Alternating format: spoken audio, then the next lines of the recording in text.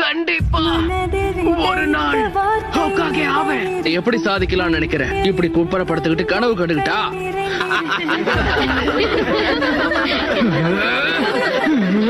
அது அந்த பையன் தானே கூட்டத்திலே தோத்து போன ஒரே ஆளு. நல்ல வேலை அவன் தோத்து போனான். இவெல்லாம் ஒரு நிஞ்சா ஆனா ஊடு தாங்கும்னு நினைக்கிற நீ?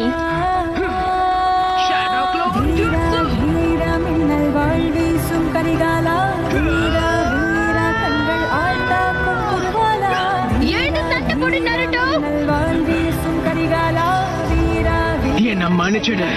உன்னால கண்டிப்பா ஹோக்காகே ஆக முடியாது. ஏன்னா இந்த இடத்துல என்ன அடிச்சுக்க ஆளே கிடையாது.